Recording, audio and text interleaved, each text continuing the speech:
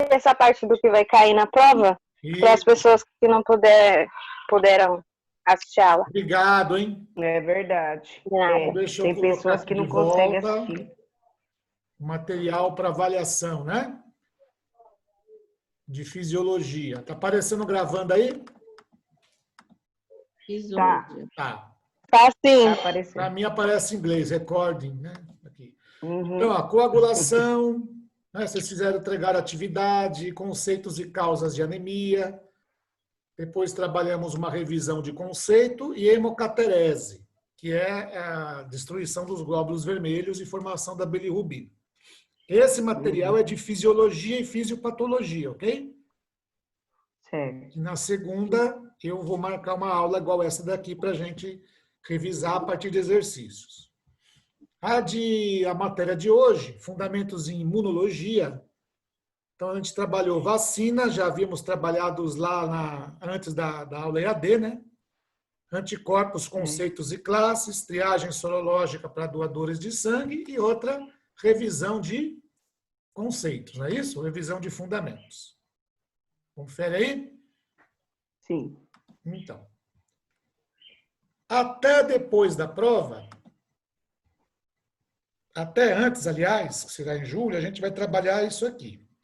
Após a prova, eu vou trabalhar com vocês os métodos mais utilizados em sorologia para os exames, né? Que são realizados a partir da bolsa, né?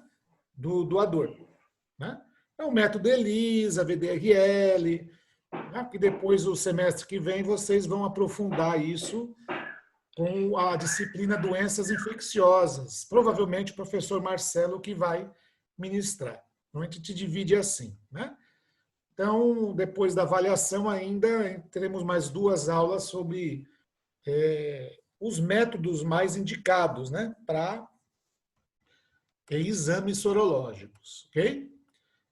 Então, primeira revisão aqui, né, da questão de conceitos. Acompanha aí, apareceu aí?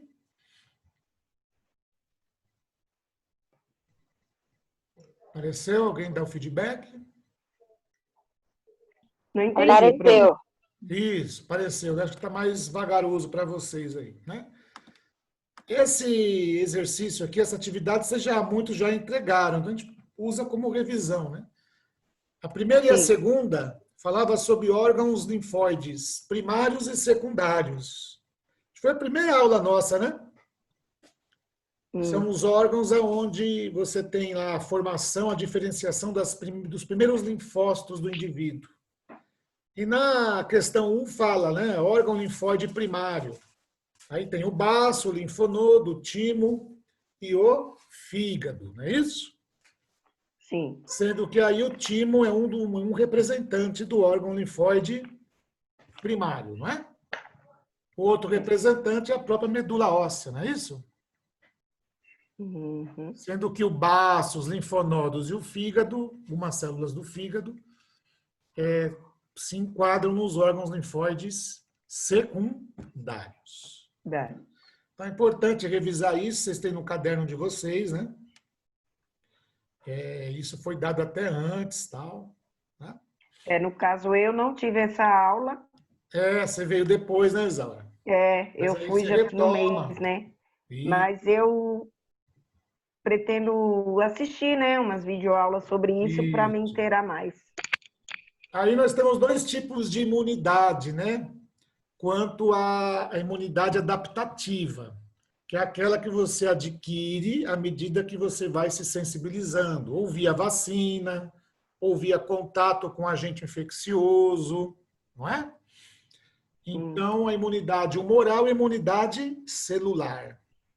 O que seria imunidade humoral? É aquela que depende de anticorpos, ou as imunoglobulinas, que são fabricadas, sintetizadas pelos linfócitos do grupo B. B. Né? Então, seria a alternativa C.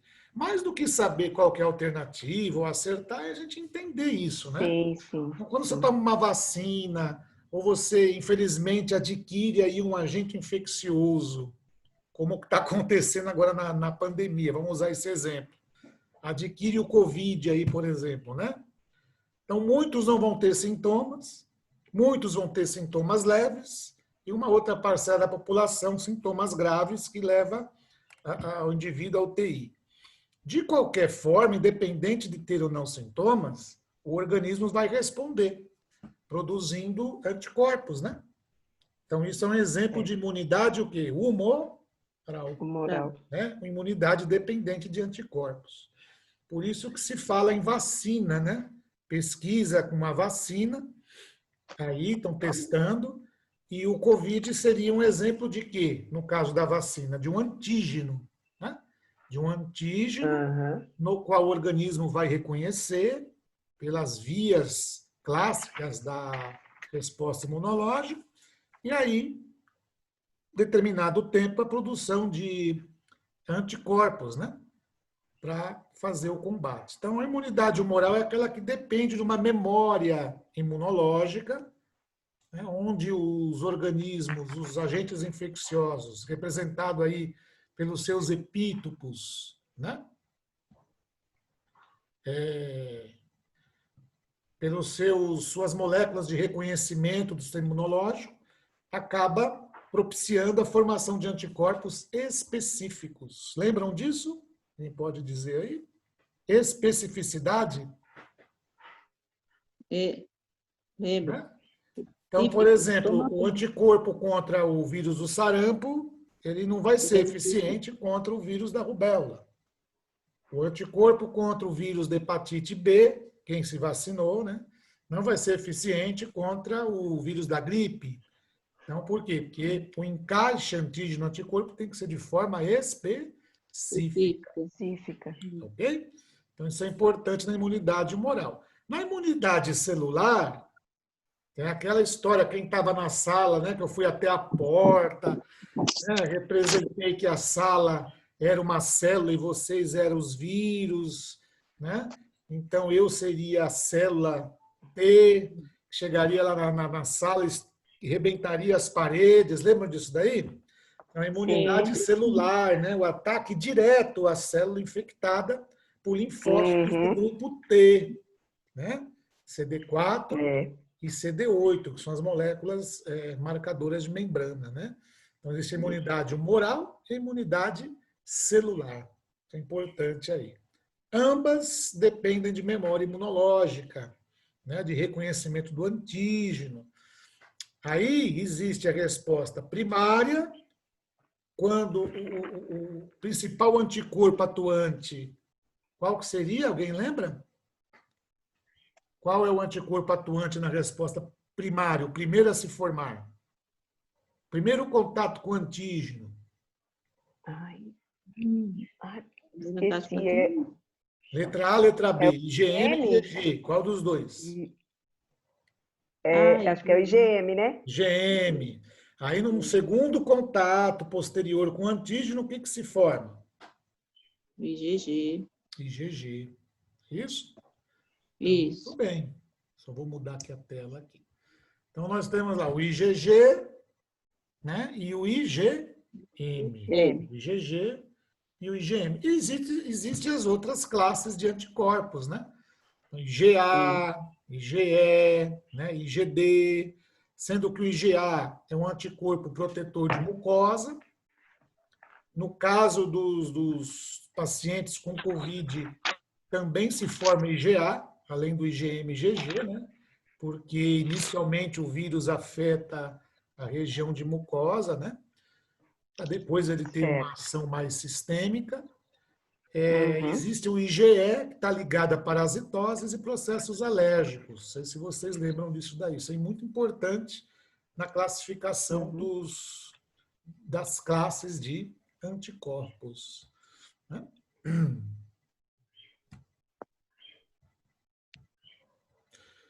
Muito bem.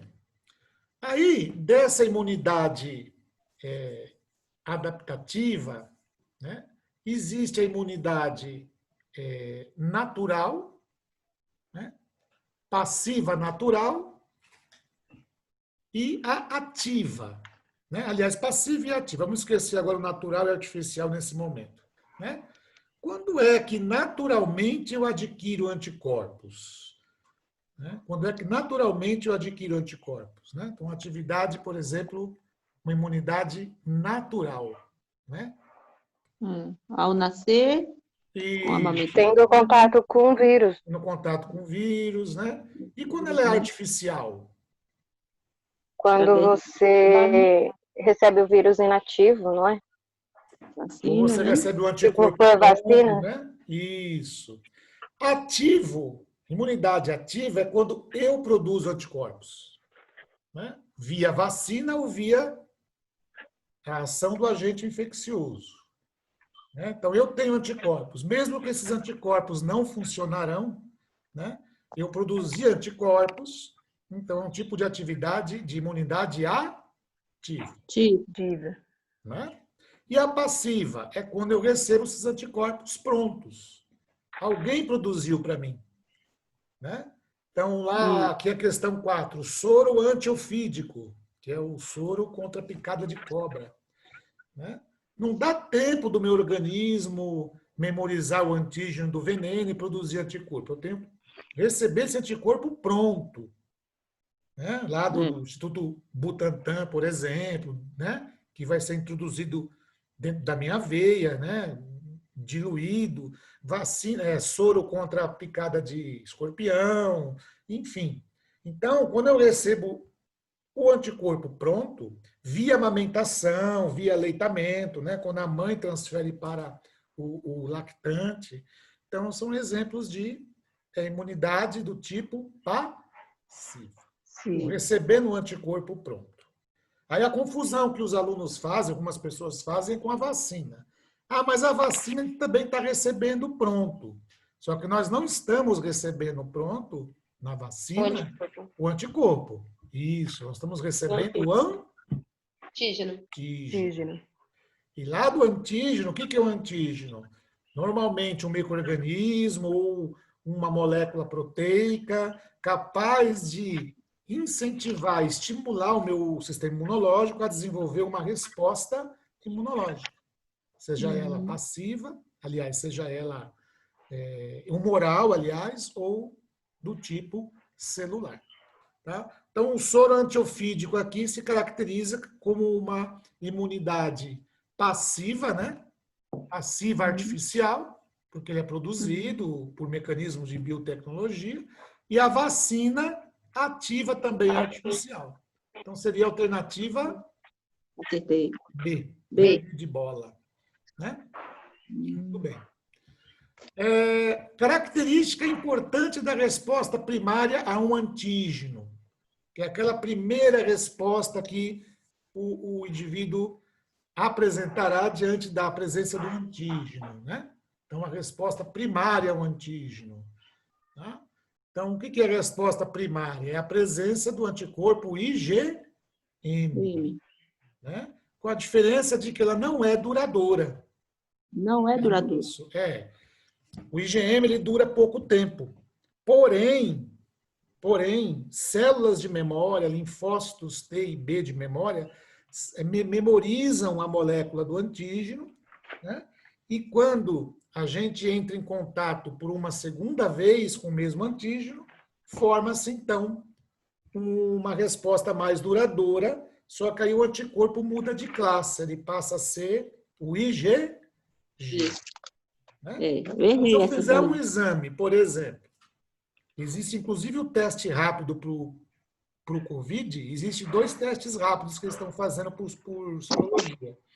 Um é anticorpo total, geral, que não distingue se eu estou na fase de IgM ou IgG, e existe uma metodologia que você distingue se é IgM ou IgG. Né? Então, vamos supor que eu faça um teste e dê, por exemplo, apenas IgM, então significa que ou eu estou saindo da fase primária, ou eu estou ainda infectado desenvolvendo IgM, ou seja, a fase primária. A infecção foi recente. Enquanto que se tiver apenas IgG, né, das duas, uma, ou eu estou saindo da fase primária, entrando na secundária, ou já faz um certo tempo que eu tive contato com o vírus. Né? Então, isso vale para, assim, de uma forma genérica, para as outras também infecções, né? Então, se eu faço um teste para hepatite A, por exemplo, sorológico, e aparece reagente para IgG, então significa que eu me encontro na fase o quê? Secundária, que eu tenho anticorpos contra o vírus hepatite A, por exemplo. Então, isso é muito importante na distinção, né? Tá? Lembrando que o IgM não atravessa a placenta, uma característica importante deste anticorpo. Então, a mãe não vai transferir IgM para o filho, mas o IgG, ele atravessa a placenta, né? Então, se a mãe tiver vários anticorpos específicos IgG, certamente eles vão atravessar a placenta, né? Também passando para o filho. Lembrando que o anticorpo, né, IgG, não é o antígeno, né? Vai passar um anticorpo e isso significa também uma certa proteção, né, ao filho, né? É diferente de dizer, olha, passou o antígeno, né? Então, por exemplo, a mãe passou rubéola para o filho, o vírus da rubéola foi, né? Aí é diferente, aí já seria um agente infeccioso passando para a criança. E dependendo do estágio de maturação dessa criança, né, o seu sistema imunológico, né, certamente ela já tem o timo formado, as células todas já prontinhas, provavelmente os anticorpos que esta criança produzirá será do tipo IgM, né, naquele momento inicial da infecção. A questão 6 é sobre os testes sorológicos de triagem de doadores de sangue, né? Então, existe aí uma... Deixa eu mostrar aqui para vocês. Um minutinho aqui. Triagem sorológica, né? Só um minutinho. Aqui. Estão vendo aí bonitinho? Sim. Então, esse slide, vocês têm ele com uma videoaula explicando, não tem? Quem chegou a ver? Eu vi. Tem lá? Então, quais são os testes sorológicos obrigatórios, né? Os testes sorológicos obrigatórios que devem ser feitos no sangue do doador, né? Segundo a portaria 158 de 2016. Então, obrigatoriamente, ao artigo 130 da portaria 158, o que ele versa lá? É obrigatório testar o sangue. Isso depois da entrevista, né? Existe a entrevista clínica, né? Onde se fazem várias perguntas ao doador, né? Depois que se faz a coleta, antes da bolsa ser utilizada, é necessário realizar alguns testes sorológicos, né? Então, olha lá, sífilis, né? Então, a sífilis é uma IST, né? Uma infecção sexualmente transmissível, mas que, na sua fase secundária, pode ser transmitido por sangue e seus derivados, né? A sífilis é causada por uma bactéria, né, chamada Treponema pallidum, que é uma das doenças que se faz a pesquisa sorológica. Doença de Chagas, que é causada por um protozoário chamado Trypanosoma cruzi, né, também é uma doença transmitida pelo sangue e seus derivados, né? Os dois vírus importantes da hepatite B e da hepatite C, né? São feitas as pesquisas para hepatite B e C. O vírus HIV, que é o causador da AIDS, e o HTLV 1 e 2, que é um vírus da leucemia linfotrópica das células T, né? Que é também transmitido via corrente sanguínea. Dependendo do paciente, da necessidade, existe também a obrigatoriedade, o slide aqui ele vai dizer isso, né, da detecção do citomegalovírus, né? Tá? Dependendo aí do tipo de transfusão a ser realizada. Ok? Também pacientes, ou, aliás, doadores originários de regiões endêmicas da malária, né? Aqui no mapa mostra aqui, né? que é a região norte do país, parte da região centro-oeste, né? Então, o artigo 132 da portaria 158, e que ela fala aqui, ó, nas regiões endêmicas, né, com transmissão ativa, é necessário fazer a pesquisa também do agente da malária no sangue dos doadores. Tá? Aqui em São Paulo, recentemente, passou na reportagem, né? E vocês estão sabendo, os bancos de sangue estão assim com os seus estoques bem diminuídos, né? Eles falam, né, para captar os doadores, tal, tá? Eles não estão fazendo o teste para COVID porque não se tem ainda estudos 100%, né, determinados aí de que o COVID é transmitido pelo sangue. Porém, na entrevista clínica, né, na entrevista, eles fazem a triagem, né? Caso o doador tenha sintomas, febre, né? Então, esses doadores são avaliados também. Tá? O slide, depois eu comentei com vocês, ele traz as metodologias de triagem, os testes, né, os tipos de testes, os princípios. Esse material, essas metodologias, esses materiais e metodologias, aliás, nós trabalharemos depois da avaliação, depois do comecinho de julho. Tá? Então, o que é um teste imunoenzimático? O que é um teste de quimiluminescência? Né? O que é um teste de aglutinação, floculação? Né? Que, na verdade, são os testes utilizados tanto em análises clínicas, né? Como em triagem sorológica dos doadores. Por que é chamado triagem sorológica? Né? Porque o material utilizado para a pesquisa desses marcadores, né, o material utilizado, vou voltar aqui. Estão ouvindo? Acho que deu uma paradinha aqui. Não, estou ouvindo, professor. Assim, né? Então, Estou. aqui. Então, o material utilizado é o soro sanguíneo. Né? O que é o soro? Então, quando a gente obtém o sangue, deixa ele coagular no laboratório, em tubo vermelho, tubo seco, o que nós chamamos de plasma, né? Na verdade é chamado de soro, porque sofre coagulação. Então, essa parte líquida chamada de soro é utilizada para a pesquisa desses anticorpos ou desses antígenos, né? Utilizados nos testes sorológicos. Então, a palavra sorologia vem daí, estudos dos anticorpos presentes no soro sanguíneo. Daí o nome imunologia / sorologia, teste sorológico. Né? Então, quando a gente vai fazer um teste para pesquisar anticorpo, ou pesquisar antígeno, né? IgM, IgG, né? Então, chamamos de teste sorológico, ou sorologia. Tudo bem?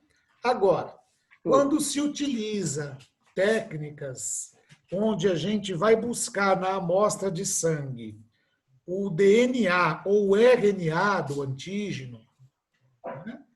Aí nós chamamos de técnicas de biologia molecular. Né? Então, existem técnicas de biologia molecular, onde se detecta o antígeno, né? Via seu material genético. E existem os testes sorológicos, onde a gente busca o quê? O anticorpo. Né? Inclusive, tem um material, acho que o último material que eu postei para vocês, fala sobre essa diferença dos exames para o COVID, né? No paciente. Então, existem os testes sorológicos, né? Inclusive o teste rápido é um exemplo de teste sorológico, onde se busca a presença do anticorpo ou não, né? Reagente ou não reagente. E existe o teste da PCR em tempo real, que é a busca do genoma do vírus na amostra. Esse que é uma técnica mais demorada, né? Também mais cara, porém ela é muito específica, principalmente para os primeiros dias de sintomas. Lá no banco de sangue também é feito isso. Oi? Esses testes rápidos, qual a probabilidade de erros? Isso, vai depender muito da tecnologia aplicada do teste, do tipo de antígeno que eles utilizam, né? E da janela Certo. imunológica. Porque às vezes o paciente pode ter sintomas, por exemplo, e ainda não ter uma quantidade de anticorpo suficiente para o exame dar reagente. Isso pode acontecer Entendi. também nos testes sorológicos para banco de sangue. Então, para evitar esses falsos negativos, né, esses falsos negativos, falso não reagente, existe também a possibilidade de você utilizar a biologia molecular, né? Que eu não sei se vocês estudaram na portaria 158, se não estudaram, vão estudar em algum momento, que é o NAT, que é o teste do ácido nucleico, né? A Pro deu a aula, mas eu não consegui assistir. Ela deu Isso, antes de pela professora Ana ontem. Maria, né? Então, além dos Isso. testes Eu tive um sorológicos, problema existe a e não consegui possibilidade assistir. de termos o NAT, que é uma possibilidade de, mesmo o teste sorológico não encontrando o anticorpo, aparecer o antígeno no NAT. É uma segurança a mais que se tem para o receptor, né? Mesma coisa Certo. acontece com o diagnóstico do COVID. Se faz aí o PCR, né, que é a técnica de biologia molecular, mas também, né, é possível fazer via sorologia, né? Então, existem as duas formas de triagem, né? Tanto a sorológica como a por biologia molecular. E a legislação para banco de sangue preconiza essa capacidade também do teste de ácido nucleico encontrar positividade, mesmo que o paciente se apresente em janela imunológica. O que seria essa janela imunológica? Então, eu me contamino hoje por algum agente.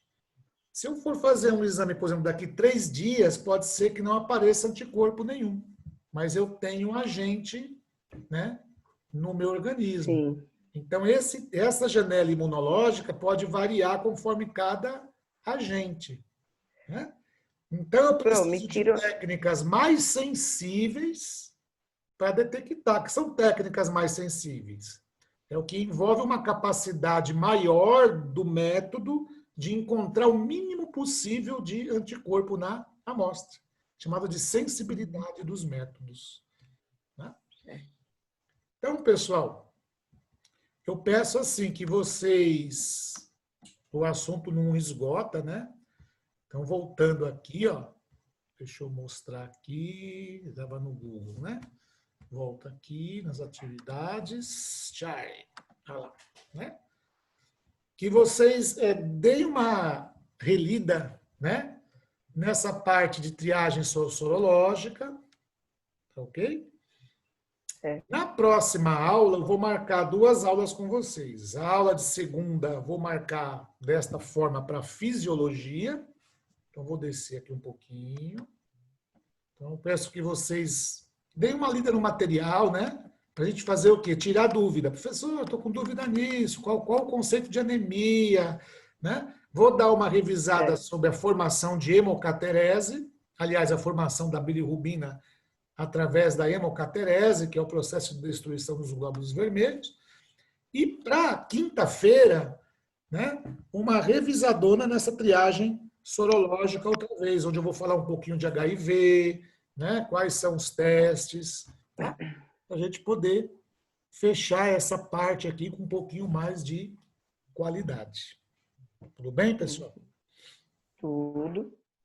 Tudo bem. Vocês enxergam quantas pessoas estão? Ah, são 12. Eu vi aqui 12 participantes. É uma adesão pequena, mas muitos não podem mesmo, né? Esta aula já está sendo gravada, eu vou publicar no mural de vocês, ok? Para hoje não há atividade, mas eu peço que vocês façam esse exercício, né? Revejam o material, deem uma lida, né? Com papel de rascunho, façam lá as suas anotações, dúvidas, para que na semana a gente possa dar uma outra revisão para vocês. E continuem entregando as atividades da forma que vocês estão entregando, ok? Tá? Sim. Mesmo com as dificuldades, façam manual, fotografem. e envie mesmo com o prazo vencido, tá bom, pessoal? No meu caso, Tá. eu vou aceitar porque a gente sabe das dificuldades de muitos alunos, né? As internet do país, se a gente somar todas, não dá uma, né?